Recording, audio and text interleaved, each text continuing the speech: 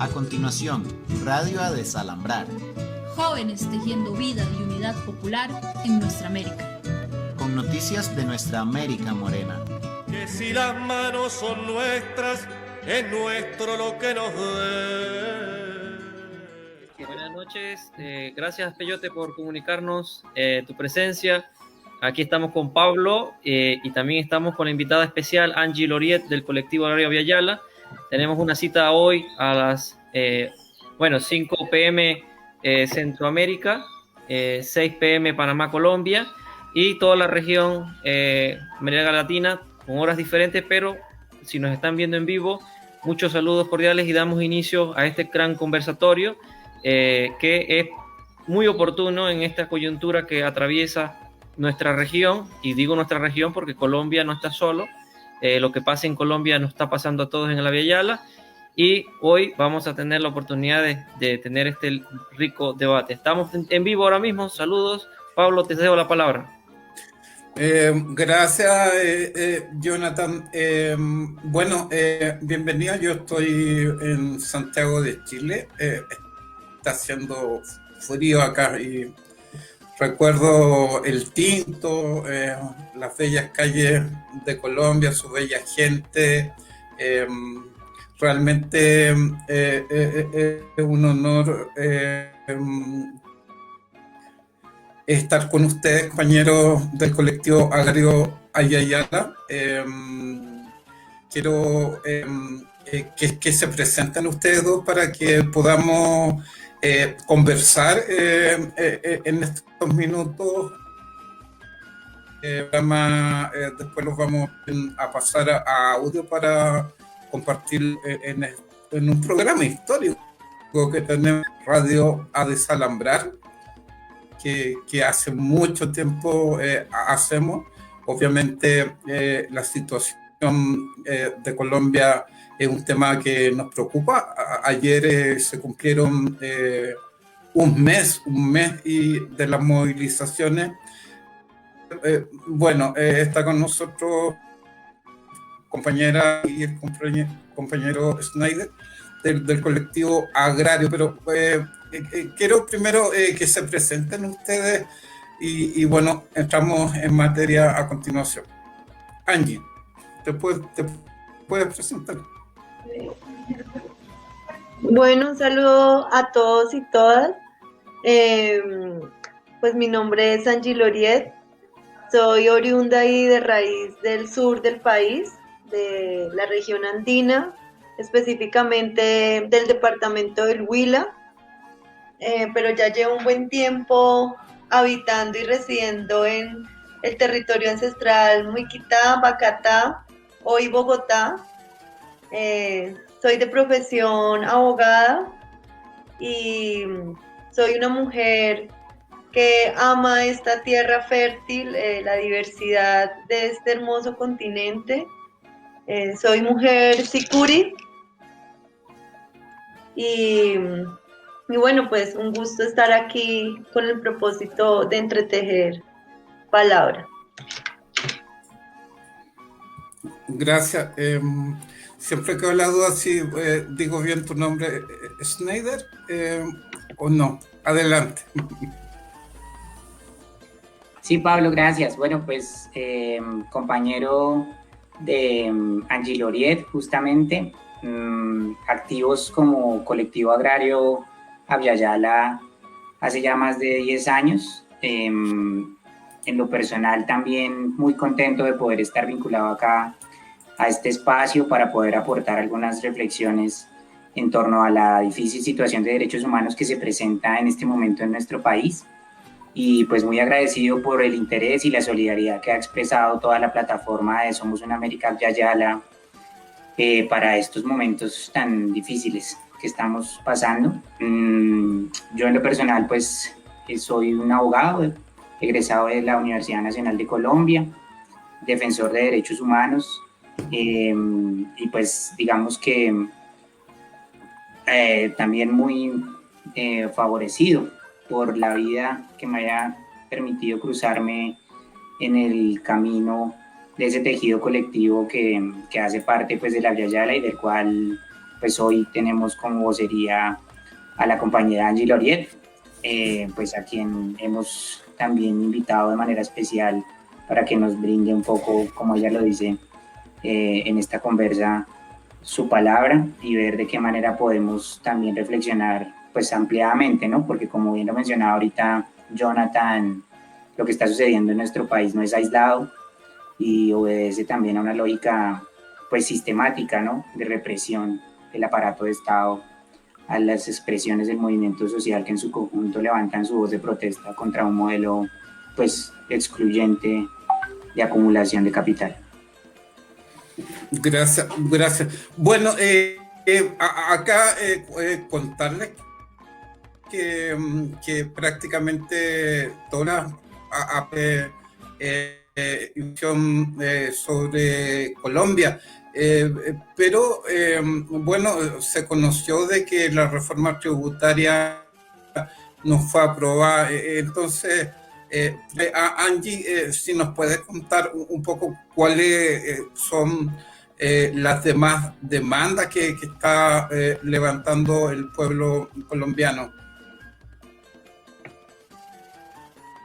Claro, pues para iniciar quisiera como hacer un ejercicio de disposición con relación a este tema, pues más que un asunto del cual conversar, es decir, desde este territorio, todo lo que está palpitando y lo que está sucediendo es sumamente relevante, vital, y por ello pues invitarlos a un momento como de interiorizar lo que es esta lucha, ¿no? Como está el nombre de este conversatorio, es Narrativas y Derechos Humanos. Entonces, quiero pues a los compañeros y compañeras, las personas que estén conectadas o nosotros mismos, poder disponer un minuto, más que de silencio, es un minuto de canto, en memoria de todas las mujeres, hombres, jóvenes, niñez, que hoy se alzan en dignidad, expresando no más, no aguantamos más. Y por ello también traer a colación unas palabras precisamente de la nación quichua, que habla del tiempo. El tiempo está convulsionando, el tiempo tiene contracciones, el tiempo puja, aprieta sus puños, está bañado en sudor. El tiempo extiende sus brazos, sus manos se crispan en las orillas del horizonte. Suda, se queja, grita. Sus dolores son más intensos. El tiempo está extremadamente dilatado. El tiempo comienza a romperse. Empieza a sangrar. El tiempo deja escapar su último suspiro. Entonces, un nuevo sol, una nueva luna ha empezado a crecer y ha empezado a nacer.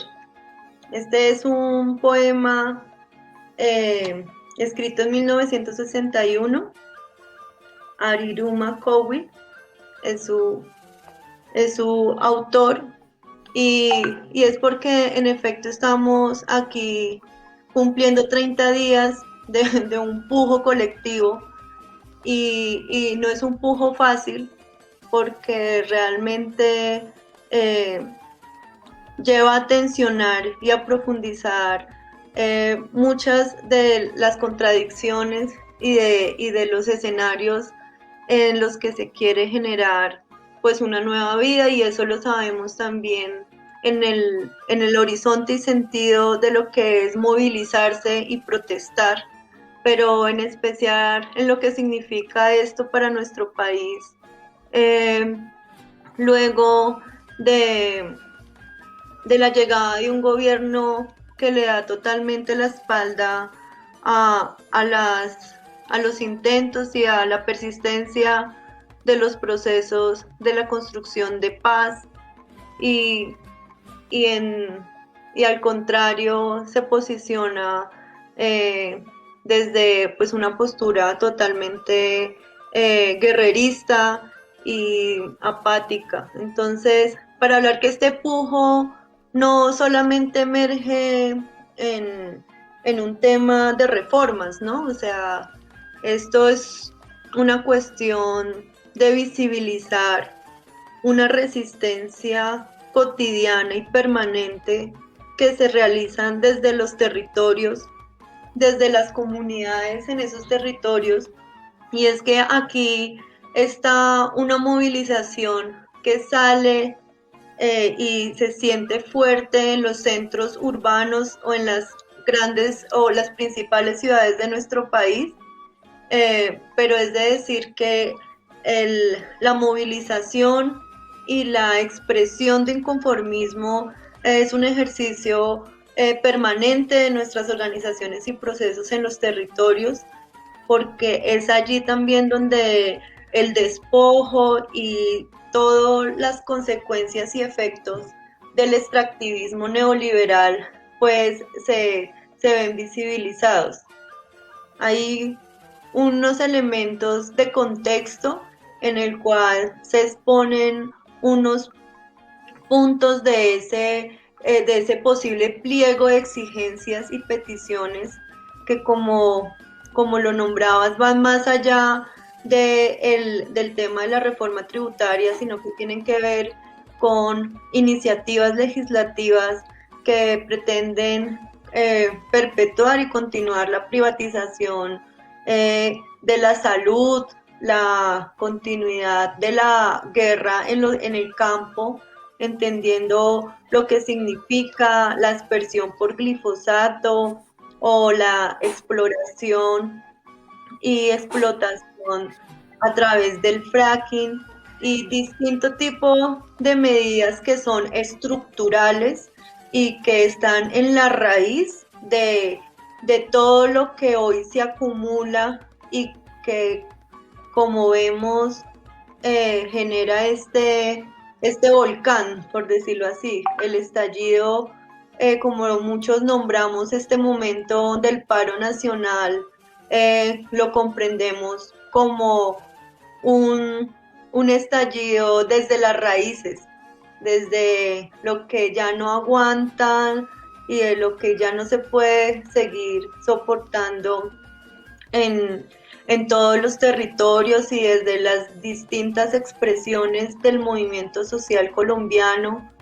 Entonces se unen distintas demandas desde lo que también como movimiento social ha constituido el organizar esas causas, ¿no? Es decir, que se une con relación a la exigencia del movimiento indígena, el movimiento afrodescendiente, campesino, ambientalista, feminista, estudiantil, pero además se rebosa a que no es solamente un tema de esas expresiones organizadas, sino también desde la misma indignación y sentido de indignación de todos los sujetos que hoy también se reconocen como históricamente excluidos o constituidos al margen y que hoy, sin necesidad de pertenecer a una organización o a un colectivo, están manifestándose y están uniéndose a este momento de inconformidad y clamor. Hay unos puntos dentro de algo que se conoce como pliegos, pero también allí hay distintas discusiones con relación a un tema de representatividad. Entonces aparece esa tensión, es tan claro quiénes son los que representan este estallido nacional, por qué no, porque hay esta diversificación y amplitud, ¿no? Es decir, que hay un Comité Nacional de Paro en el cual hay unas organizaciones históricas y tradicionales con su acumulado, pero también en las calles están distintas expresiones que también están reclamando ir más allá de lo que frecuentemente se hace cuando hay una movilización, y es generar algunos acuerdos con sectores, y hoy pues lo que nos está demandando el movimiento es poder reconocer que hay otras expresiones más allá de los sectores que tradicionalmente se movilizan alrededor pues de la dignidad y de la vida acá en nuestro territorio. Gracias. Estaba por ahí Leonel, ahí un compañero desde El Salvador. Por ahí viene nuestro compañero Leonel desde El Salvador. Bueno, sin duda que el tema allí del extractivismo es uno de las grandes preocupaciones de esta plataforma, de esta red de Somos Ayayal. Leonel, ¿quiere saludar a los compañeros de Colombia? ¿Preguntar algo?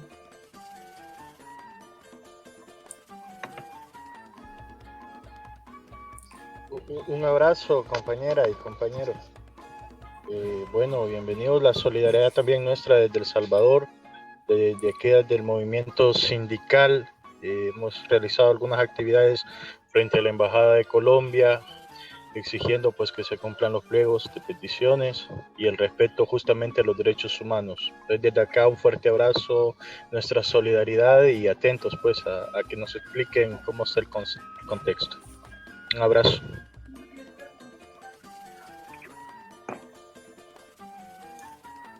Bueno, sin duda lo que más está saliendo en las noticias, en los medios, bueno, las continuas movilizaciones casi todos los días, efectivamente en Colombia, en diversas ciudades hay movilizaciones. Snyder, ¿nos podrías un poco compartir el panorama desde el punto de vista de las violaciones a los derechos humanos que están aconteciendo? Claro que sí, Pablo. Pues bueno, antes de responder a tu pregunta, yo quisiera sumar como un elemento a lo que estaba ahora mencionando la compañera Angie, y es que también creo que sin duda alguna la decisión política de este gobierno de haber defraudado, digamos, los acuerdos a los que se ha llegado en la mesa de conversaciones de La Habana es uno de los puntos también como más fuertes de motivación para que se siga saliendo a las calles y se reclame que la esperanza de paz, que esa promesa que está siendo incumplida por parte de ese sector político, pues que ahora está gobernando, resulte definitivamente llevando como a una discusión de fondo a propósito de la necesidad de cumplir esos acuerdos y particularmente tocan o guardan una relación muy estrecha con cosas como las que estaba mencionando ahorita justamente Angie Loriet, ¿no? Recordemos que uno de los puntos justamente de ese acuerdo que se suscribe en La Habana pasa por la solución de la política del problema de drogas ilícitas y pues de la definición de toda la política de drogas, ¿no? Entonces, pues las decisiones unilaterales como retomar la aspersión con glifosato que recientemente había adoptado el gobierno nacional también venían, digamos que caldeando los ánimos para que el movimiento social responda hoy en las calles con esta contundencia, ¿no? Frente al panorama, pues creo yo importante, frente al panorama de derechos humanos, creo yo importante como señalar dos aspectos. Lo primero, las cifras oficiales, ¿no? Aquí hay un problema también que se ha venido agudizando en relación con el manejo de la información, de cómo circula la información y cuál es el papel que están llamados a ejercer los órganos de control en ese contexto, porque desafortunadamente la institucionalidad colombiana ha venido siendo cooptada por el gobierno pues actual, y entonces vemos hoy en día en las principales entidades como la Fiscalía General de la Nación, la Procuraduría General de la Nación, la Defensoría del Pueblo, que son claves, digamos, en la investigación, en el seguimiento a las denuncias que se realizan frente a graves violaciones a derechos humanos ocurridas en el marco de las protestas sociales. Vemos que desafortunadamente las personas que están al frente de esas entidades pues hacen parte de la línea oficial del gobierno, ¿no? Y entonces pasó recientemente un hecho que creo yo muy importante mencionar, y es que por directiva presidencial se decidió que las únicas cifras que se van a manejar de manera oficial frente a este panorama va a ser las que produzca la Fiscalía General de la Nación, desconociendo todo el trabajo que se está haciendo por parte de las organizaciones no gubernamentales defensoras de derechos humanos que hacen acompañamiento en terreno, ¿cierto? Y que tienen desde luego también una rigurosidad técnica y un conocimiento experto para poder darle trámite a estas denuncias. Y es lo que se viene haciendo principalmente, pongo como ejemplo, en dos plataformas: la plataforma Grita de la ONG Temblores y la campaña Somos defendiendo la libertad de Somos Defensores, en donde se agrupan muchas organizaciones también defensoras de derechos humanos. Y el contraste es inmenso por esto mismo que te estaba mencionando, y es que las cifras oficiales de una parte pues presentan un nivel muchísimo más bajo de graves violaciones a derechos humanos relacionadas con el accionar de la Policía Nacional, particularmente del Escuadrón Móvil Antidisturbios, del ESMAD, en el control de las protestas, ¿cierto? Y por el otro lado, pues está el contraste, ¿no? de todas las organizaciones de la sociedad civil y de estas dos plataformas que pues presentan desde luego unas cifras muchísimo más altas. En particular, el último informe, por ejemplo, del reporte que hacen a fecha de corte del día de ayer, que se cumplía un mes de movilizaciones en todo el territorio nacional, ya nos habla de alrededor de casi 60 homicidios selectivos pues ocurridos presuntamente por el accionar de agentes policiales, ¿no? Esto sin tener en cuenta el sinnúmero de desapariciones forzadas, de otro tipo de violencias policiales y además pues de graves violaciones a derechos humanos como violencia sexual en contra de mujeres que han salido también a manifestarse en las calles.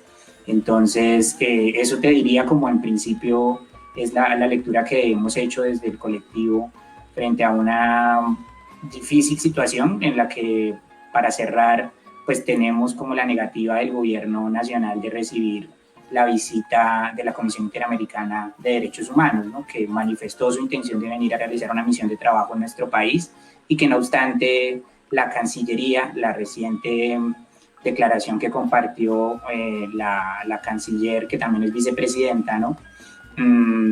Y que pues en el marco de esta crisis llevó a la salida de la anterior canciller, Claudia Blum, recién posicionada ahora la vicepresidenta Marta Lucía Ramírez. Su primera acción diplomática es dirigirse a Washington para atajar un poco los reclamos justos que se han venido dando por parte de la comunidad internacional, que advierte una preocupación pues inminente frente a este panorama muy grave de la situación de derechos humanos en nuestro país.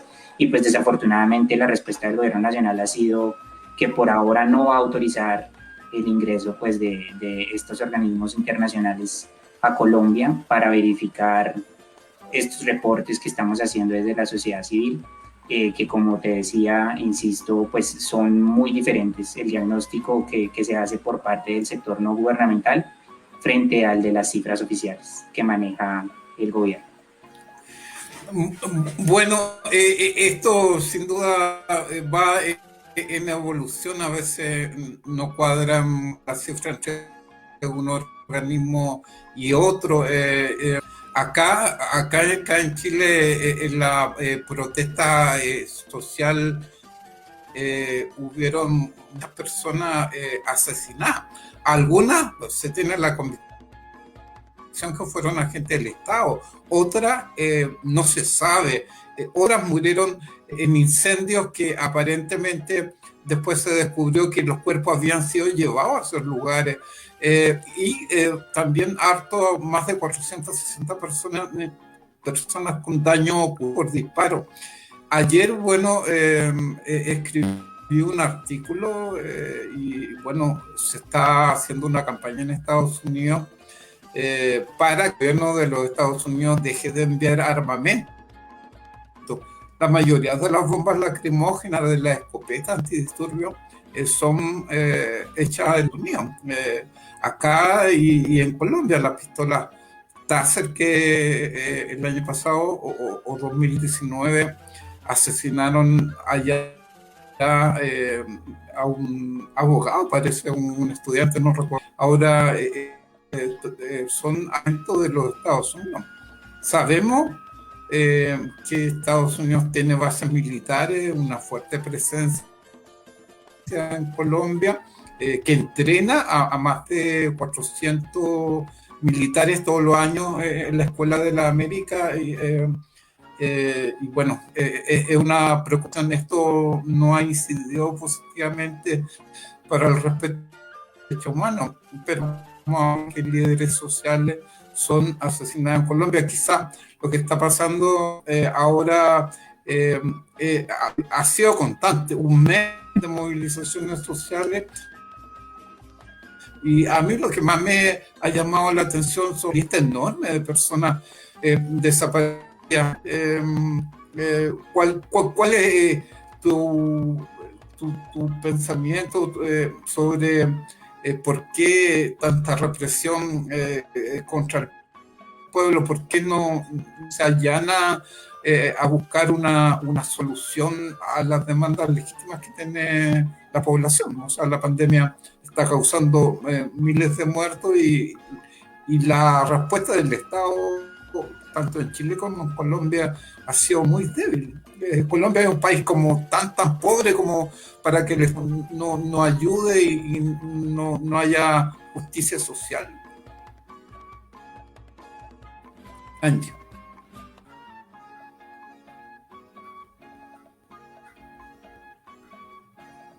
Bueno, pues decir que adicional de lo que nos compartía nuestro compañero pues Peyote con relación al contexto, también a fecha de ayer el Ministerio del Interior expidió un decreto, el decreto 575 del 2021, mediante el cual se adoptan medidas para restablecer el orden público, y implica esto un decreto que quiere obligar a las entidades territoriales del suroccidente, a gobernaciones y alcaldías, a diseñar una estrategia coordinada y obligatoria de asistencia militar.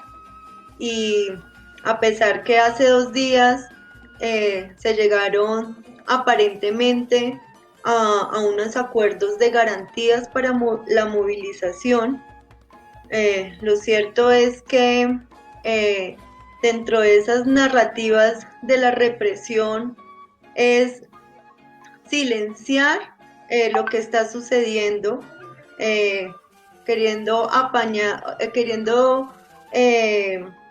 no reconocer las cifras de personas lesionadas, de desaparecidos, pero también desconociendo todas las garantías para un ejercicio a un derecho fundamental y a un principio fundamental también en la narrativa discursiva, en la narrativa del Estado social de derecho, ¿no? Lo que siempre desde los movimientos hemos tratado de posicionar, y es que no se criminalice la protesta, porque hablando pues de estas narrativas que se quieren posicionar dentro de los medios hegemónicos es combinar todo y desvirtuar la masiva expresión de la comunidad y del pueblo colombiano, reduciéndolo a temas de vandalismo o de violencia contra objetos o bienes,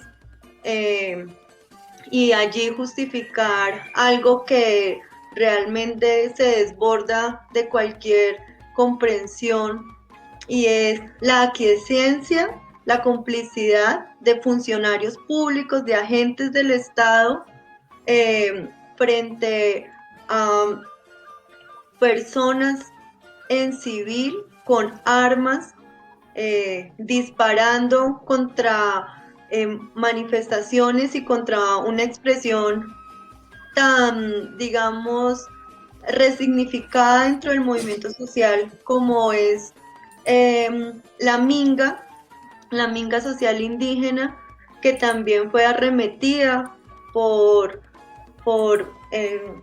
personas civiles armadas custodiadas por fuerzas del Estado. Además de muchos mensajes temerarios y cómo se quiere calar en la palabra y en el pensamiento un tema de quién es el enemigo, ¿no? Quién consideran es gente de bien y quién está alterando el orden público, como si hubiese un orden, y es como podemos llamar a la miseria normalidad, como podemos llamar al genocidio étnico y político normalidad, y entonces quieren poner en confrontación y disyuntiva lo que es el bienestar común, ¿no? Entonces han querido desvirtuar el sentido esencial de esta movilización, señalándolo como si fuese una causa solamente de quienes se movilizan y protestan, cuando resulta que la dignidad es principio en un establecimiento que se considera Estado social de derecho y que ratifica y se obliga con unos instrumentos internacionales de derechos humanos y derecho internacional humanitario, y hoy quieren dismenguar ese sentido de dignidad a través de discursos guerreristas y criminalizadores, poniendo el sentir de la dignidad como si fuese una amenaza, como si fuese una forma de cómo es el que ellos decían, molécula, terrorismo atómico, la molécula disipada. ¿Me recuerdas, Peyote, cómo es esa expresión que tanto se ha venido acá criticando con relación? Sí, justamente la famosa revolución molecular disipada, ¿no? Que es una teoría que justamente nace dentro del seno de la reflexión de las protestas sociales allá en Chile, como para que ahorita también conectemos esa conversa que nos proponía en la pregunta Pablo. Claro, porque es un tema de querer criminalizar el sentido de injusticia, el sentido de humanismo, es decir, nos están diciendo que estamos infringiendo los derechos de otros por manifestar que hay un pueblo desangrado, hay un pueblo empobrecido, ¿sí? Un pueblo sí, cada vez más subyugado, aún con una alerta mundial de enfermedad y de malestar. Y ese sentir de humanismo no lo quieren criminalizar diciendo entonces este tipo de teorías que desde lo discursivo pues se ha venido diciendo no cala esa visión neofascista frente a un sentido de humanidad y de justicia social que la consideramos inherente al ser humano y que incluso los establecimientos han afirmado cuando se paran en el pilar de la dignidad, ¿no? Yo tendría como para decir también que en efecto todas estas expresiones le hacen temer al establecimiento o a quien monopoliza el establecimiento, precisamente porque esta lucha nos está educando, esta lucha nos está catapultando distintos procesos organizativos a cada vez más pensarnos formas de llegar al otro, a la otra, de desvanecer esa idea del enemigo, de realmente construirnos en unidad como proceso y ese es uno de los más grandes desafíos dentro de todas estas expresiones de la movilización, y es poder articular y generar diálogos que nos fortalezcan como pueblos y como comunidades, pero por eso también sentimos es la represalia y el temor, porque esta lucha en efecto también tiene vocación de poder. No es algo que esté ajeno a pensarnos y a precisamente posicionarnos con esta fuerza, porque por precisamente el malestar con este pues mal gobierno, ¿no? Cierto. El neoliberalismo, bueno, en Chile y en Colombia, mucho abuso,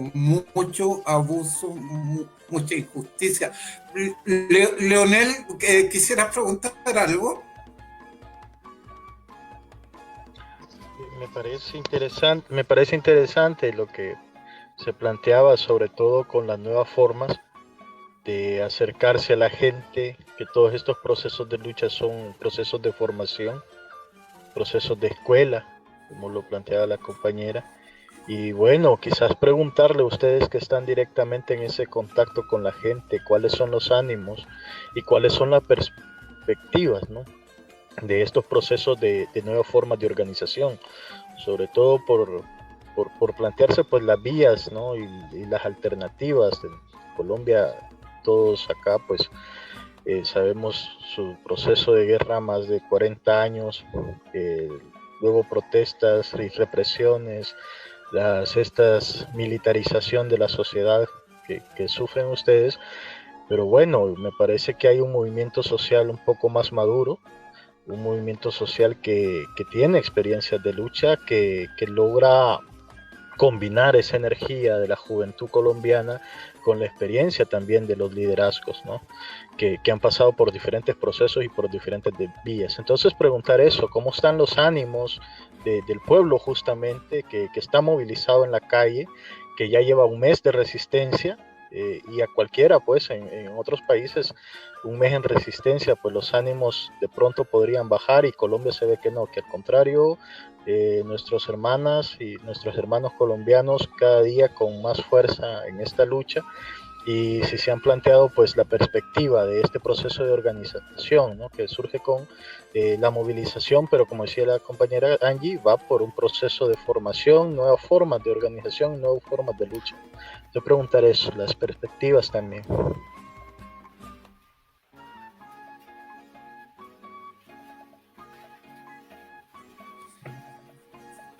Snyder,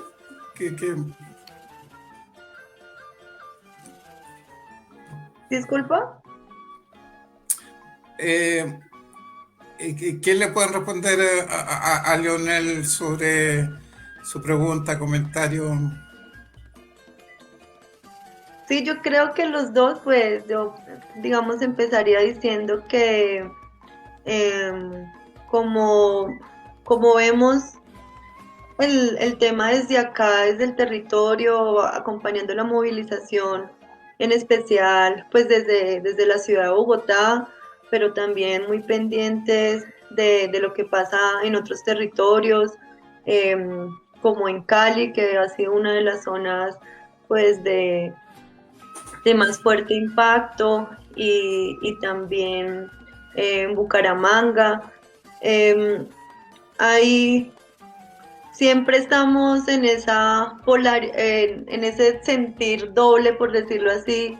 De un lado, lo esperanzador, cuando nos sentimos juntos y juntas, eh, en un propósito común, saber que no estamos solos ni solas, y además, pues vivir todas esas formas múltiples de acompañamiento, ¿no? Todo lo que ha sido los corredores humanitarios, las asambleas populares, las ollas comunitarias, los círculos de palabra de mujeres de los pueblos originarios, la minga permanente de pensamiento, todas las formas, la siembra, los puntos de resistencia. Está también acompañado a la par, pues del monstruo de la guerra, ¿no? De cómo nos llegan lenguajes temerarios, y más que lenguajes, verlos en el punto pues de la oralidad, de lo que dicen los medios, de lo que dicen, digamos, desde los miembros del Estado, de los instrumentos y las decisiones que toman. Es pues el horror de la sangre, ¿no? De los jóvenes, mujeres y hombres desaparecidos, de las mujeres y jóvenes violentadas. Se registran más de 80 violencias basadas en género desde la campaña Defender la Libertad. Y la sola presencia y también todo lo que hoy permite comunicar las redes sociales también deja un aire pues de temer por la vida, de no saber cuándo se moviliza uno y sin saber si pueda regresar o no a casa, y lo más triste, que haya una opinión pública que se quiera forjar alrededor de la justificación, de la indiferencia, y eso es también como un punto que va sumando a la reivindicación y a esas resistencias. Es decir, las movilizaciones también se ha venido alimentando esa negativa y esa pasividad, incluso invisibilización que se quiere dar desde el Estado. Entonces, al ver esa apatía de la misma, digamos, entidad encargada de los derechos como la Defensoría del Pueblo, o de ver esa respuesta sangrienta del Estado, ha generado también mucho mayor inconformismo, y hoy por eso desde muchos puntos en resistencia se están diciendo esto no se va a acabar si no nos dicen dónde están los y las desaparecidas, si no nos dicen esto, si no hay una respuesta que acabe realmente con todo pues este desangre y esta represión. Este sería por mi parte como compartirles esa reflexión. No sé, Peyote, también como... Sí, no, yo me recojo en lo que tú planteas. Digamos que Adicionalmente a eso, creería importante como mirar esos puentes de conexión que han existido frente a otros levantamientos y protestas sociales en América Latina, ¿no? Yo pensaba un poco como en esa relación de reciprocidad que se empiezan a entablar en las luchas pues, de los pueblos hermanos. Para nosotros Chile fue un ejemplo, digamos, frente a ese levantamiento que finalmente logra llevar contra las cuerdas al gobierno neoliberal de Piñera y motivar, digamos, la constituyente, ¿cierto? Dejar atrás como ese pasado opresor que representaba la constitución, pues que había sido promulgada dentro del régimen dictatorial de Pinochet, y poder decir acá en Colombia también es posible generar esas transformaciones y esos cambios. Desde luego, desde las lecturas también particulares que nos corresponden, porque a diferencia pues, de lo que ocurría en Chile, la constituyente del 91 fue también un proceso de negociación política, ¿cierto? Como, digamos, de desmovilización también de algunos actores insurgentes muy importantes, como el Movimiento Revolucionario Quintín Lame o el M-19, que estuvieron sentados en las mesas de conversaciones, y eso nos permitió también aperturarnos a un escenario democrático, y creo que es muy importante también como situarnos en ese contexto. Pero lo que quería sobre todo señalar es que estas juventudes que por lo menos en el marco del paro nacional en Colombia se han autorreconocido como una primera línea de resistencia, pertenecen a una juventud que fundamentalmente ha sido excluida y marginada. Digamos que los procesos de acumulación de capitalistas pues han estado anclados fuertemente a la precarización de la vida de las clases populares, ¿no? Las políticas neoliberales que han apuntado a desmontar los sistemas de seguridad social y a fortalecer los aparatos represivos del Estado a través de la generalización pues, del paradigma de la seguridad, por ponerlo en términos de Giorgio Agamben, como técnica de gobierno, ¿sí? Y creo que eso es fundamental porque nos permite conectar realidades y entender que efectivamente el panorama en toda América Latina, las luchas sociales de toda América Latina están interconectadas y que justamente esos vasos comunicantes son los que nos permiten potenciarnos y también tener como esa iniciativa de seguir adelante con una voz esperanzadora pese a ese panorama tan difícil que ya comentábamos en derechos humanos frente a esa respuesta de represión estatal, digamos que signada por la muerte y la impunidad, ¿no? De la cual ya nos hablaba también Angie Loriet. Entonces creo que, disculparán allá mi gata de fondo, pues creo que eso sería lo que tendría como para aportar en la lectura. Bueno, estamos conversando con Angie, con nuestro compañero Peyote, son del colectivo agrario Ayala. Bueno, reiterar enorme solidaridad y admiración por tantos días de lucha. Nada es gratuito y las conquistas históricas de la humanidad han sido posibles por Jonathan, comentarios, preguntas a nuestros invitados. Gracias, Pablo. Leyendo la pregunta de Inti. Bueno, saludar también a Alice, que está comentando acá, y también saludar a Inti, del colectivo agrario en Colombia, que está preguntando desde una perspectiva fuera de Colombia la relación que tiene con las políticas que se aplican sobre el continente.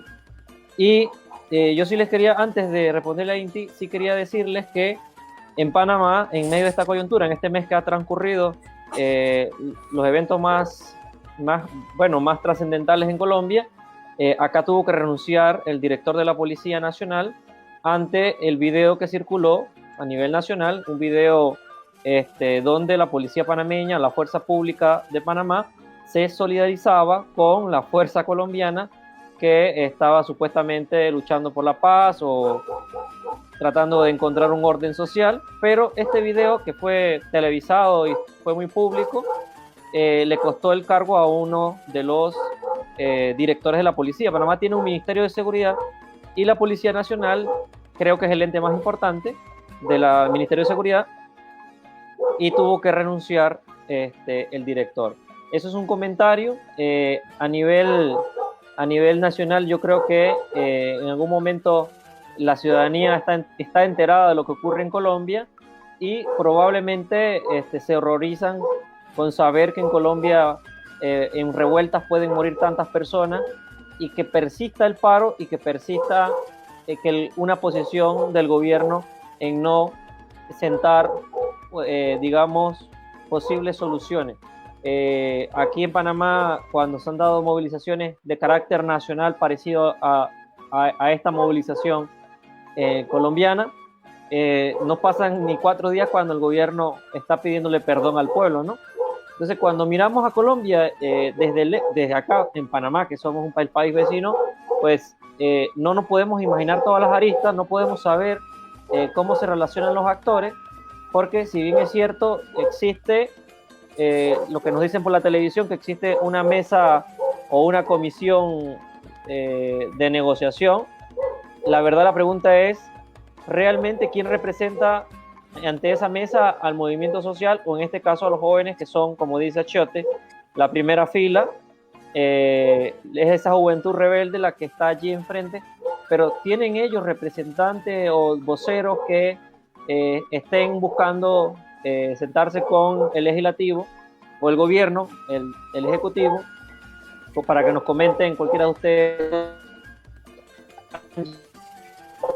para que los que nos están escuchando en la Vía Yala se hagan una idea del tema de la representatividad? Es muy importante porque el movimiento social a lo largo de la Vía Yala, por ejemplo, siempre ha tenido voceros, pero cuando surgen otras expresiones, otros fenómenos organizativos, esto es relevante, como en Chile, que ahora surgieron nuevas voces diferentes a lo tradicional que tenían en el Congreso, el Partido Comunista, la Unidad. Ahora tienen otros representantes de las comunidades indígenas, que son nuevas expresiones, y esto es esperanzador en el siglo XXI, donde se busca también que en los otros países surjan nuevas fuerzas sociales que tengan la capacidad de liderar transformaciones.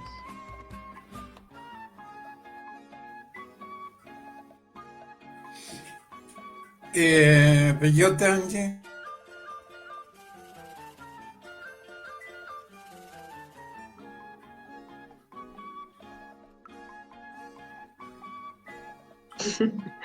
Yo esperando que tú hablaras. Adelante. También mirándome a mí como, ¿vas tú o yo? No, pues eso, digamos, desde la perspectiva que comentaba al comienzo con relación a este momento del movimiento social, y entenderlo más allá de escenarios tradicionales o frecuentes de representatividad, y lo que demanda esa diálogo político frente a ese nuevo escenario de expresiones. Es decir, lo que comprendemos es que la primera línea no constituye como un escenario homogéneo o que agrupe desde una estructura como organizada en el sentido de las demás formas, digamos, de acción colectiva o de agrupaciones o identidades como unificado. Es decir, la primera línea de Cali con relación a la primera línea de Bogotá, de Pereira, no corresponde como una misma organización, entendiendo que hay incluso diversidad en un mismo territorio. Es decir, en Bogotá, quienes se llaman primera línea, ¿no? lo que entiendo es que sus voces están diciendo lleguen a los territorios, lleguen a donde estemos. En Bogotá lleguen a Bosa, lleguen a Suba, lleguen a las Américas. Hay unos pliegos y unos acuerdos, digamos, con relación a exigibilidades que en distintos escenarios de Asamblea Popular se han venido difundiendo, pero la puerta y la carta de invitación es también a un fortalecimiento del mismo movimiento, donde se reconozca que hay mucho más allá del Comité Nacional de Paro, y aún así esto no quiere decir que se ponga en cuestionamiento su legitimidad o su legado también como escenario de confluencia de distintos sectores. Antes es pues un llamado a esa amplitud, y esa amplitud se recoge también en los territorios. Digamos, sí hay unas formas organizativas con relación a cómo los jóvenes están, quienes están confrontando directamente o sea, están en esa primera línea de defensa, donde están otras personas encargadas de los heridos o de las personas que están afectadas por los gases, y siento que el mismo día a día de lo que ha sido esta movilización y este paro le ha brindado insumos a los jóvenes que localmente se organizan para resistir. Es decir, todas estas formas se van cualificando, y entonces no es lo mismo como estaban organizados los jóvenes al comienzo de las movilizaciones de este mes a lo que sucedió en de pronto el día de ayer, ¿sí? Pero esa es como mi perspectiva de decir, no hay un solo vocero por la primera línea, ¿no? Hay distintas vocerías. Y estas vocerías de las que he escuchado en sus llamados por medios de comunicación o en los mismos ejercicios territoriales y en las asambleas, su invitación y su llamado siempre es a lleguen al territorio, ¿sí? No hablen otros por nosotros y no escojan otros escenarios para conocer qué es lo que estamos pidiendo, sino lleguen a donde estamos. Qué bonito. Aprovecho para incluir algunas preguntas que están llegando al chat. Por ejemplo, está Cocha Guaira de Colombia preguntando y saludando también qué recomendaciones daría al pueblo colombiano para traducir las reivindicaciones del paro, transformaciones políticas como la constituyente. Esta pregunta se la hace a Pablo de Chile, y Pablo, si nos puedes ayudar con esa respuesta, porque el pueblo colombiano también mira hacia Chile como un referente donde los pueblos, en especial el espectro más amplio del pueblo, se manifestó y hoy son una esperanza. A ver, Pablo. Difícil la pregunta, pero sí decir, y creo que Jonathan habla de esto, de las mesas de diálogo, de negociación. Yo creo que la movilización debiera arrojar cambios. Y yo creo que, si no me equivoco, se vienen pronto las elecciones. Y yo creo que ahora, más que nunca, hay que denunciar y emplazar a los congresistas para que asuman una posición. ¿Están con la mayoría del pueblo movilizado o no? Y que la gente los castigue. Lo que pasó ahora en Chile fue un castigo a los políticos de derecha y de centro que nunca favorecieron al pueblo. Y en general, acá durante mucho tiempo la derecha tuvo casi la mitad, incluso eligieron a Piñera como presidente. Piñera ahora tiene una popularidad del 13%. Yo creo que el voto igual es un mecanismo de castigo, y como se viene la elección en un tiempo más en Colombia, yo creo que hay que ir presionando desde ya a los diputados, a los congresistas para que asuman posiciones, porque eso ayudaría. Hace poco en el Congreso la moción de censura al ministro de Defensa no fue aprobada. ¿Cómo es posible que un Congreso no vea lo que está sucediendo en la calle? Entonces, bueno, esa es como una idea. Es difícil, pero sin duda acá la movilización social logró avance, quizás el más importante, cambiar la constitución de Pinochet. Hay 9 a 12 meses para hacer una propuesta, y del centro a la izquierda la mayoría hay, bueno, de que puedan haber transformaciones. Jonathan, gracias, Pablo. Preguntas. Hay dos preguntas más, una de Juan Felipe Zamora desde Bogotá, Clara Canelar Capillaza, perdón.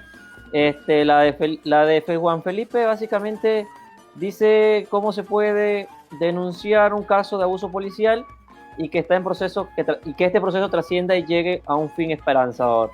Y la compañera Clara está preguntando cuáles son las narrativas más utilizadas por las fuerzas represoras y por la resistencia en este paro nacional. O sea, básicamente a ambos lados de la cara de la moneda, la de la fuerza represora y la del movimiento que está en el paro, que resiste en el paro nacional. Adelante, no sé si Peyote o Angie, cualquiera de los dos, nos ayudan con esas respuestas para Clara y Juan Felipe.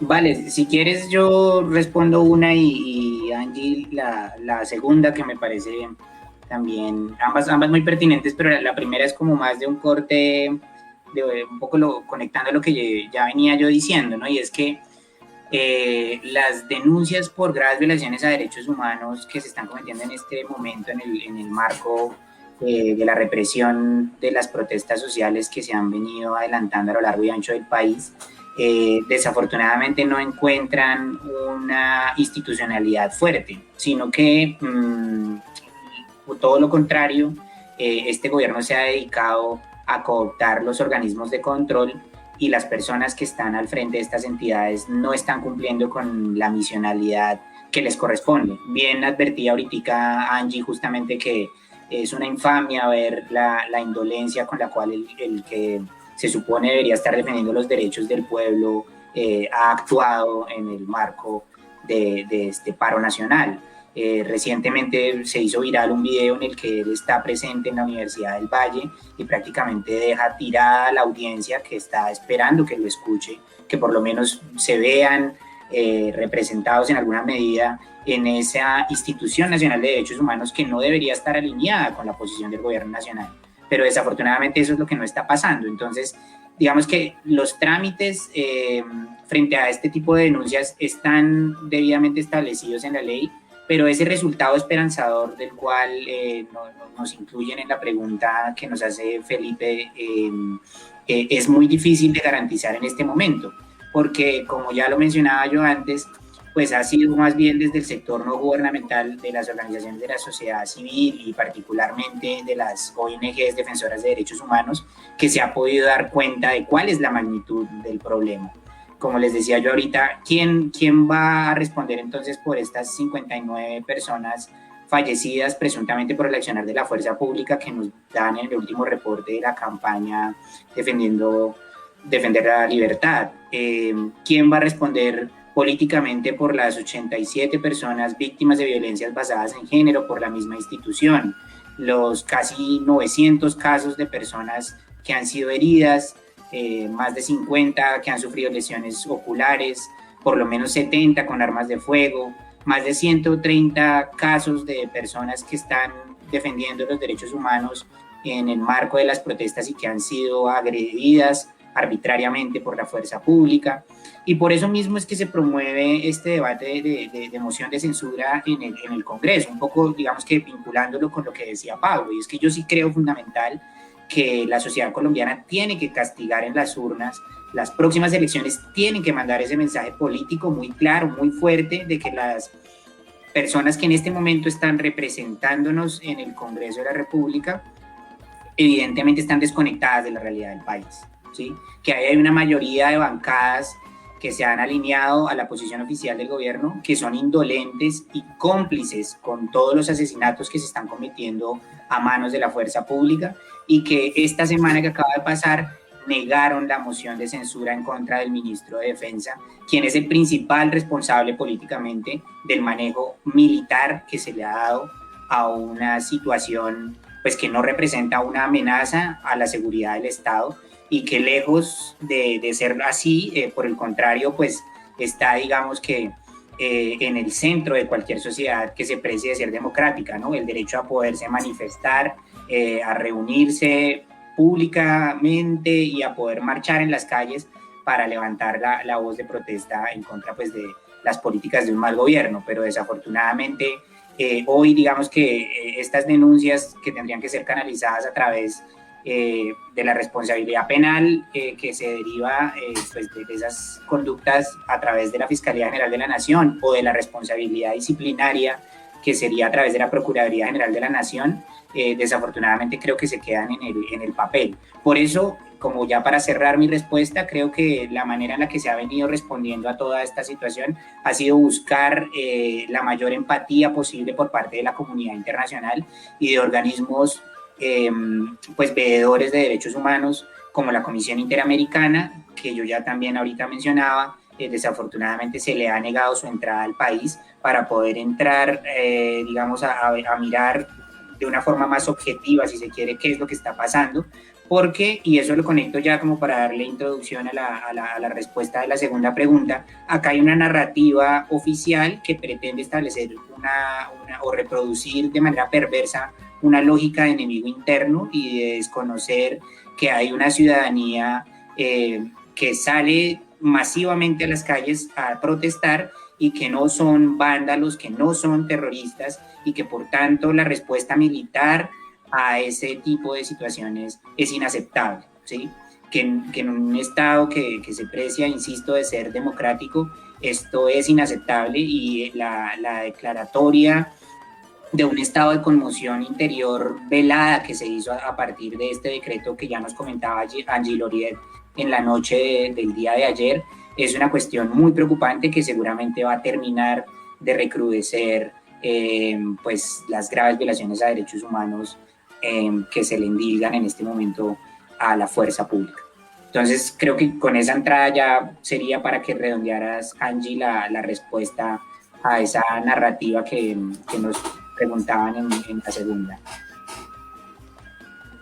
Sí, pues decir también que el entendido de los derechos humanos como ese marco contra todas las formas de abuso de poder, queda corto la denuncia cuando ese abuso proviene precisamente de quienes deberían garantizarlos, ¿no? Y hoy entonces seguimos echando mano de la memoria, de la palabra, de replicarnos entre nosotros, los que estamos con corazón atento, pensamiento atento, de lo que muchas veces desde las calles se dice sin olvido, y ese sin olvido, más que una palabra de venganza, de resentimiento, como muchas veces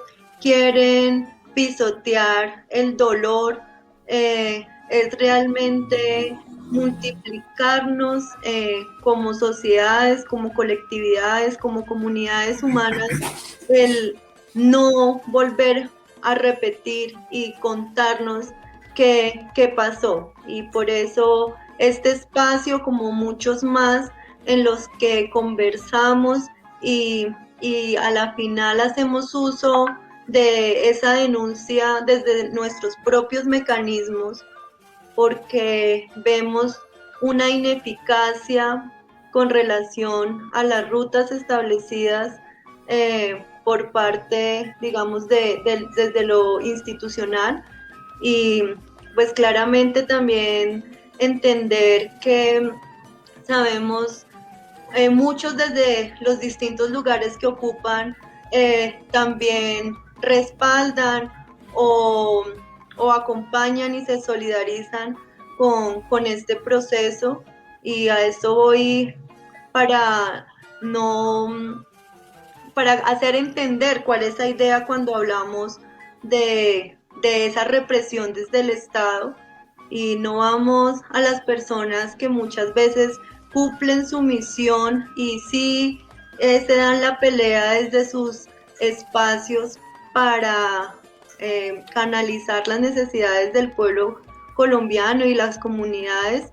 Estamos hablando de un tema realmente de esa represión desde la perspectiva de lo histórico y de unos tótems, monumentos que cada vez más engrandecen, como es el tema de poner el dinero sobre la existencia, sobre la vida humana, es decir, todo lo que implica el capitalismo, una sociedad, un establecimiento y una estructura que no quiere traicionar al racismo, no quiere traicionar al patriarcado, sino que antes quiere continuar sosteniéndolo. Y para hablar de esas narrativas, pues es hablar de los lugares desde donde emergen, y decir que desde la narrativa de la fuerza de la fuerza represiva que instrumentaliza la fuerza pública y que quiere generar esa pugna entre monopolio de la violencia del Estado frente a la sociedad civil, desconociendo principios del derecho internacional humanitario. Es decir que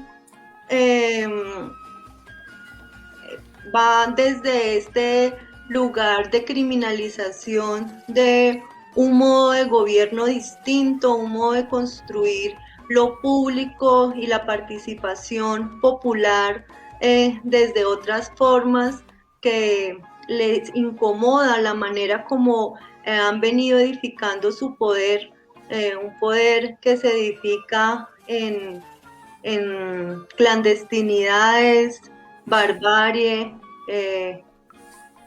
paramilitarismo, narcotráfico, muchas cosas que a su favor lo que señalan es siempre todo este tema de la política contrainsurgente o la estigmatización y a otras formas de gobierno, y lo que muchas veces pues se ha llamado como polarizar, ¿no? Como las perspectivas del pueblo. Y del lado de la resistencia, es decir, que como hay tantas narrativas como lugares, estos lugares son de distintas dimensiones en cuanto a lo cultural, la riqueza de cosmovisiones y de pueblos que vemos aquí, porque no estamos leídos desde la perspectiva neoliberal o liberal, en la que se clasifican minorías o enfoques diferenciales, sino en realidad hay una riqueza y pluralidad de posiciones, de pueblos, de movimiento, desde los artistas, de movimiento ambientalista, de movimiento feministas, y todo esto va con ese al final, porque son muchos y muchas las formas en las que se condensa una sola palabra, y es: para todos alcanza en esta tierra, merecemos el buen vivir y lo construiremos incansablemente. Yo quiero cerrar esta intervención de las narrativas de la resistencia trayendo unas palabras desde el pueblo Yanacuna, y es que nosotros, con el pie sobre la madre tierra, somos uno para todos sobre el ancho cielo. Venimos del sol, pero también somos seres de la noche, el trueno y el relámpago. Aquí estamos, como si fuéramos racimos de maíz, bajo el humo espeso de la indiferencia. Estamos con nuestros cuerpos trajinados bajo las horas. Retoñamos en minga, nos amarramos a la tierra y como pájaros elevamos vuelo hacia los sueños de la gente que indaga en esta misma fuente. Y esa fuente es la vida, la unidad en la diversidad. Entonces, ese creo que es un gran parte de las narrativas de la resistencia, es: no creemos en que nosotros seamos enemigos de los ciudadanos que no están de acuerdo con las movilizaciones, no estamos en enemistad, nosotros estamos en afirmación, en decreto, en construcción, porque incluso creemos que ha sido el mismo Estado que ha usado esas vidas humanas camufladas en uniformes para que estén haciendo el trabajo sucio, y no les importa la vida de ellos, ¿sí? Los utilizan y los instrumentalizan para crear la ficción de una anarquía, crear la ficción de un atentar contra las instituciones públicas, y donde están ellos salvaguardando la dignidad de esos sujetos, cuando muchas veces están golpeando a sus mismos padres, están golpeando al pueblo de donde vienen. Al fin y al cabo no son los generales los que están en las tanquetas, ni son los generales los que están custodiando un CAI, y muchas veces por eso también dentro de todas estas exigencias también se está hablando de los puntos cruciales de una reforma estructural a la policía y el desmonte del escuadrón antimotines. Muchas gracias. Vamos a dar brevemente la última ronda de cierre para ir concluyendo este importante conversatorio colombiano. Compañero Peyote. Gracias, Pablo. Pues, bueno, no, me parece también muy emotiva esa palabra dulce pero contundente que nos comparte Angie Loriet como para ir cerrando esta conversa. Yo quisiera volver a manifestarles mis agradecimientos por esas expresiones de solidaridad para con nuestro país, para con la situación que estamos atravesando. Sé que pues muchas cosas se nos quedan tal vez por fuera en el marco de la conversación que hemos tenido el día de hoy, pero me parece importante como para poder avivar los ánimos, sobre todo ahora que ya se presenta un desgaste, ¿no? Después de ya un mes de completarse un mes de movilizaciones, en donde desde luego la fuerza ya no es la misma, pero que también sentimos como de parte de ustedes tenernos como en el centro, ¿no? Que todos los ojos en este momento están puestos en nuestro país, y que eso también nos anima a seguir adelante, a no desfallecer, para buscar esas reformas estructurales que se requieren, que se necesitan, y que, como bien lo ponía también sobre la mesa Angie, pasan necesariamente por identificar esas vocerías locales, ¿no? Desde lo territorial, de ir y poder efectivamente escuchar a esa amplia diversidad que se ha manifestado en las calles y que espera por primera vez en la historia tener un lugar ante las reivindicaciones que se han hecho frente al Estado y que pues nunca han sido atendidas. Esa juventud que ha sido excluida y marginada en el ejercicio de sus derechos, que desafortunadamente se les conmina a esos círculos de pobreza y miseria en las grandes capitales del país, y que son realidades comunes, ¿no?, a todos los países de América Latina. Por eso mismo creo que la hermandad de estas luchas y el tejido de resistencia que hemos venido pudiendo construir de a pocos y con muchos esfuerzos es muy, muy valioso. Espero efectivamente que esto nos permita llegar a un nuevo lugar, ¿no? A que al inicio justo de esta conversación Angie nos hablaba, nos hacía como una semblanza a propósito del dolor que generan también los partos, ¿no? Puede ser que estemos justamente en eso, en un momento de alumbramiento de una nueva Colombia.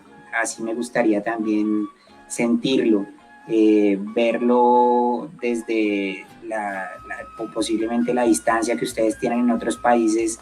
También debe ser una cuestión pues muy de expectativas, ¿no?, de ver qué va a pasar, y pues yo sí quisiera ensoñar que ese va a ser el resultado, que después de todo esto, después de esa cantidad de muertes, de cuerpos mutilados, de todo lo que ha ocurrido en este marco de movilizaciones del paro nacional,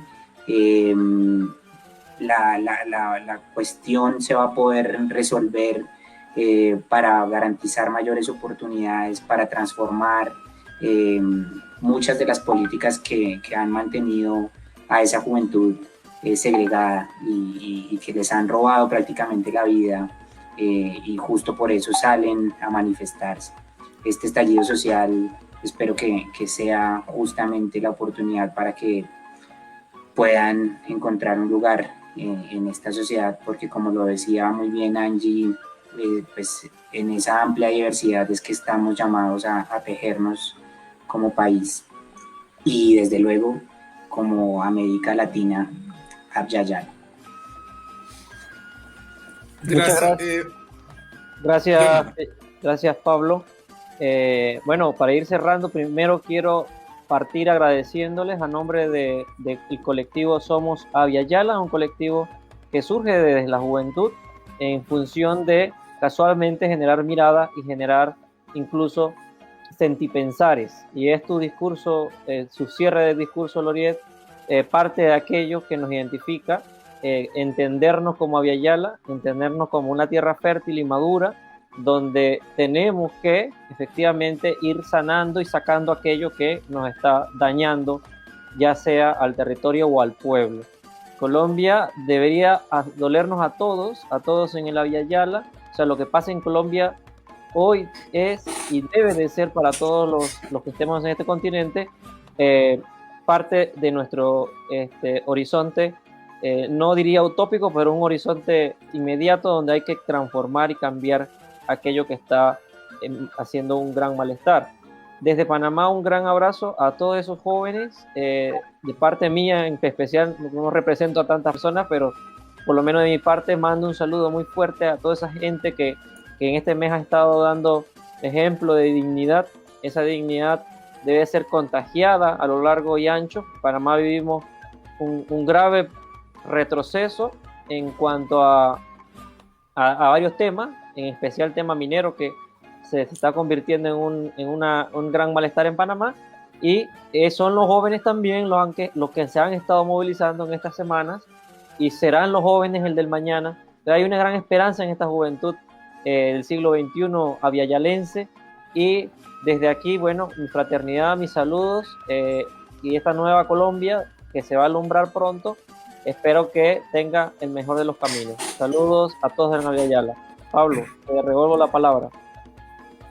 Bueno, agradecerle a Angie y Snyder y al colectivo agrario Ayayala, allá en Colombia, desear que hayan resultado de esta lucha social y decir siempre que la solidaridad de los pueblos nos da ternura a todos, y la Patria Grande y el Ayayala lo tenemos que defender todas y todos permanentemente ante el capitalismo salvaje, el neoliberalismo que nos afecta. Así que bueno, les doy a todos, a todas las buenas noches y estamos en contacto. Fuerte abrazo. Chao, chao.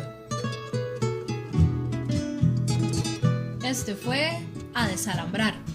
Jóvenes tejiendo vida y unidad popular en nuestra América. Con noticias de nuestra patria grande.